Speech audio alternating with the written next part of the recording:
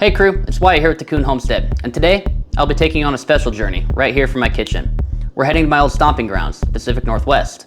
It's my old home, it's where I grew up, so I might be a bit biased in saying this, but after traveling all around the world, I can say that the Pacific Northwest is by far the most stunning and fertile ground that I've ever seen in the world.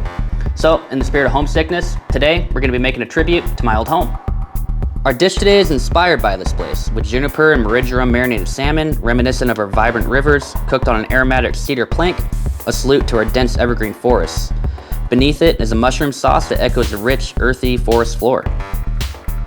To complement, we have sauteed kale and garlic with rugged and bold flavors like our mountains, along with a delicate salad of arugula, turnip, and brined beet, which is calming like the ocean's breeze. And the final touch, a plate garnished with evaporated saline, bringing the essence of rolling Pacific waves. Each ingredient and flavor is a journey through the Pacific Northwest, a land of contrast and harmony, and my old home. So join me in the kitchen today as we bring in the spirit of the Pacific Northwest, and let's discover together.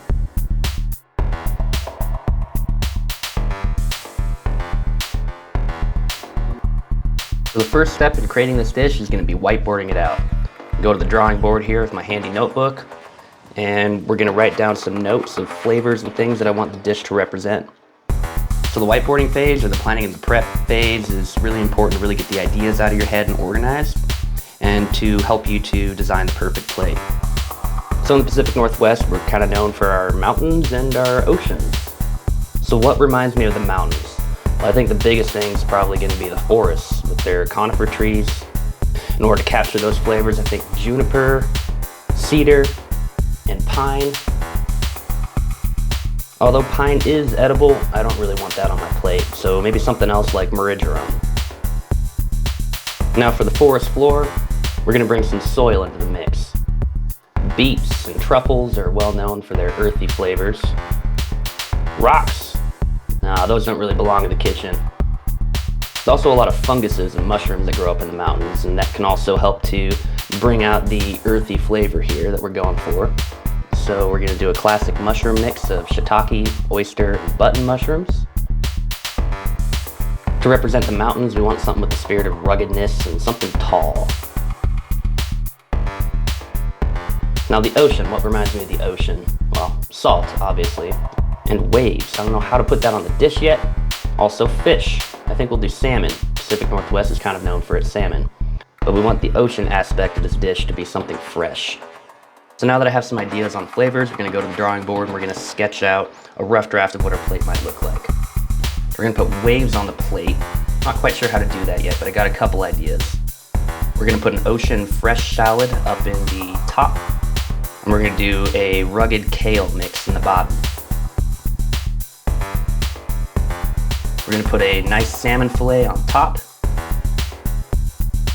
And underneath the salmon, we're going to do a nice little mushroom sauce. So we're going to plate this all on a black plate in order to make the colors pop.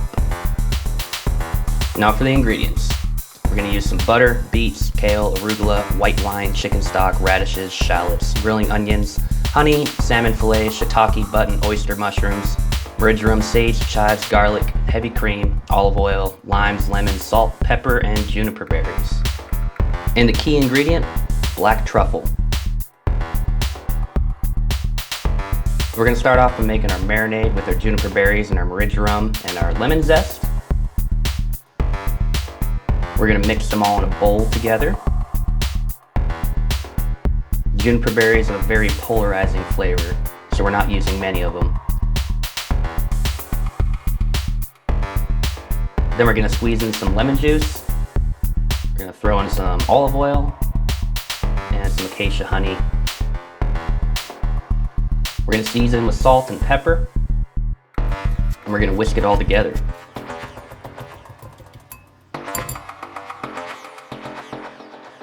So now we got to prep our cedar plank that we're going to grill our salmon on. So the cedar planks need to sit in some water to soak up water, otherwise they're just going to burn. So that water will steam off during the cooking process and help to really get those cedar aromas into the fish. Now we're going to do a quick little dry brine on our salmon with salt, sugar, and pepper. We're going to sprinkle it on and rub it in liberally. And then we're going to let it sit here for about 45 minutes. And what that's going to do is it's going to draw out the juices from the salmon. It's going to solidify those salmon proteins a little bit. And then it also allows for osmosis to kick in, do its thing, and to soak in and concentrate those flavors, as well as making it a little bit tender by working those protein structures. After we rinsed off the dry brine, we pat it down real dry with a paper towel. So now we're going to cut our salmon fillet into portionable sizes.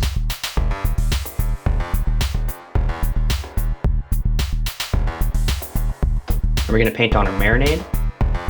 Make sure you get the front and the back sides. And then we're going to let it sit for a little while on that cedar plank while we get the grill going. Now it's time to throw the salmon on the grill. We put a meat thermometer in the center of the thickest piece. And we're going to shoot for 136 degrees Fahrenheit internal temperature.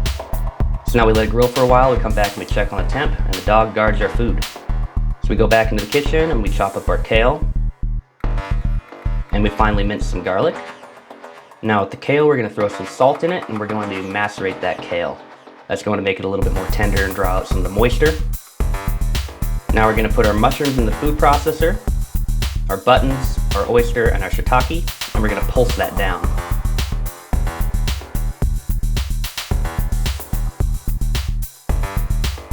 Now over medium-low heat, we're going to put the mushrooms in, and we're going to let that water evaporate.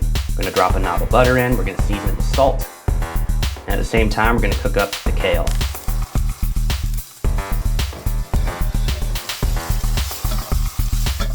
So now while the kale and the mushrooms are cooking, we're going to finally dice up some shallot and set those off to the side. We're going to use them here in a second.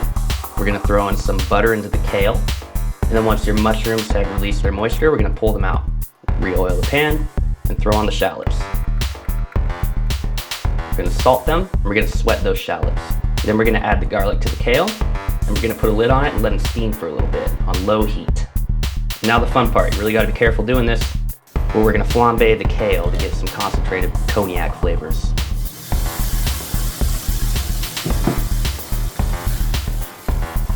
And of course, the smoke detectors go off. So we're going to take care of the smoke detectors, and then we're going to put some white wine in with our shallots and reduce that white wine a little bit. Then we're going to add our mushrooms back in and whisk them around. Now we're adding some gelatinous chicken stock to our mushrooms. And let that melt down, add some heavy cream, mix it up real well, and then let that reduce a little bit. So now we're going to move on to the beets. This is going to be part of the fresh ocean salad. If you have a mandolin, you can use that, but we're shooting for thin matchsticks here.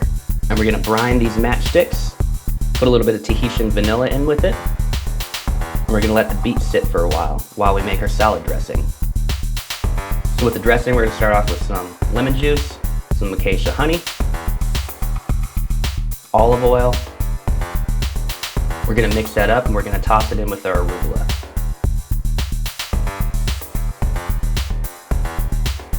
Now we're going to thinly slice up our radishes. We want them paper thin. If you have a mandolin, you can use that. I just want to practice my knife skills.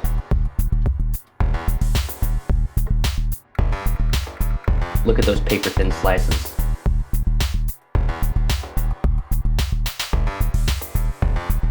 So now we're going to mix in our brined beet matchsticks and our radishes and toss that salad again.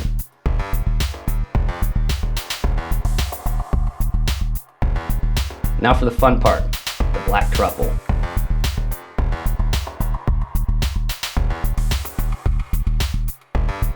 We're going to finely slice these.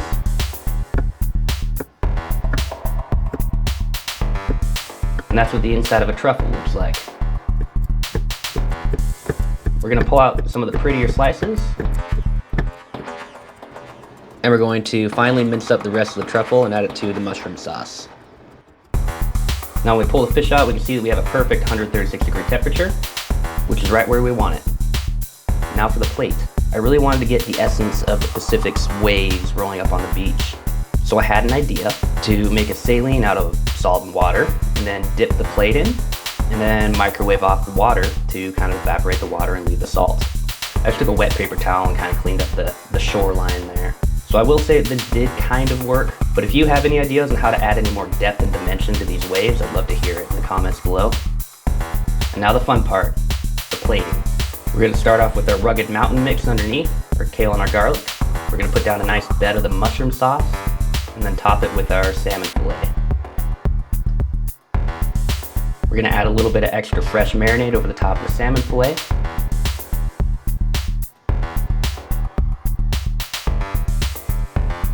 And then put our fresh shallot over in the side.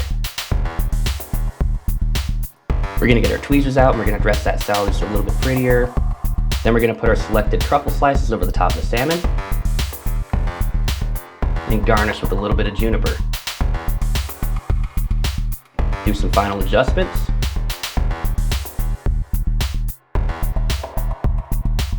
And that's the money shot.